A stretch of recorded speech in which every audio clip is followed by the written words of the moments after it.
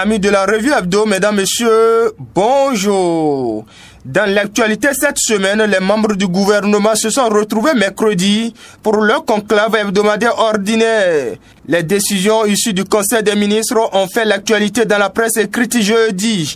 Fraternité, Le Télégramme, La Boussole, La Nation, Le Matinal, L'Économiste et bien d'autres journaux traitent du sujet. Tout en publiant l'intégralité du compte rendu, mes confrères rapportent qu'à la faveur du Conseil des ministres, le premier après le remaniement ministériel, plusieurs décisions à caractère social ont été prises au profit des populations, notamment divers agents de la fonction publique.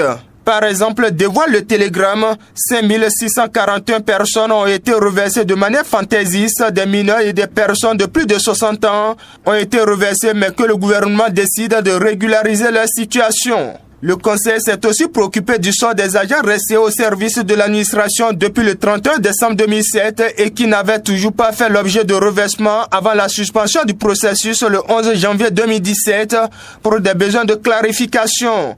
Et au nombre de 2476 repartis dans divers ministères, le Conseil sensible à la situation a décidé de faire procéder à titre exceptionnel à la régularisation de la situation afin qu'ils deviennent formellement des agents de l'État, renseigne Matin Libre qui estime en manchette que divers agents sont alors sauvés. Par ailleurs, informe l'Économiste, au cours de ce même conclave gouvernemental, il a été décidé de la mise sous contrat de gestion de la SBEE. Oui, confirme Fraternité aussi Matin Libre, dans la fourniture de l'énergie électrique, la SBE est désormais sous contrat de gestion.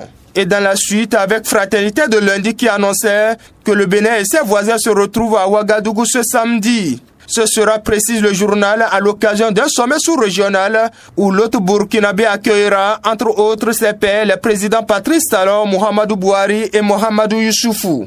Dans un contexte marqué par le verrouillage des frontières nigérianes, mon confrère déduit que Ouagadougou offre aux trois chefs d'État, après les retrouvailles à Yokohama, l'opportunité de se voir à nouveau au pays des hommes intègres. Nigeria, Burkina Faso et le Niger décident de fermer les frontières, s'indigne la dépêche qui note des mesures protectionnistes tous azimuts dans la sous-région et déduit que l'État se resserre sur le Bénin.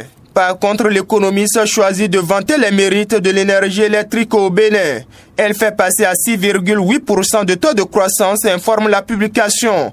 Et parlant d'énergie électrique, Quotidien Soleil Levant rapporte Jean-Claude Moussou, ministre de l'énergie, que Maria Gleta a coûté moins que prévu, soit 90 milliards de francs CFA pour 106 prévus. 3 ans du régime de la rupture et 90 milliards investis dans l'énergie, applaudit l'indépendant.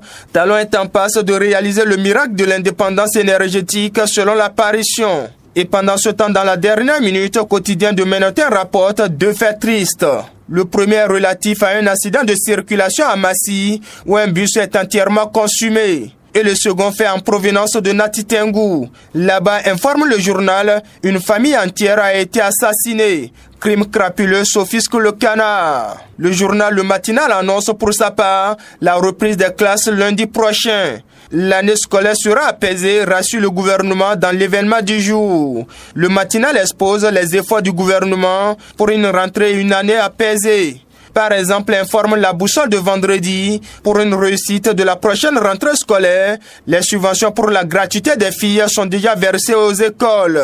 Voilà, mesdames, messieurs, pour l'essentiel de l'actualité, tel que traité par les publications cette semaine. Fin de cette revue. Merci de m'avoir suivi. À très bientôt.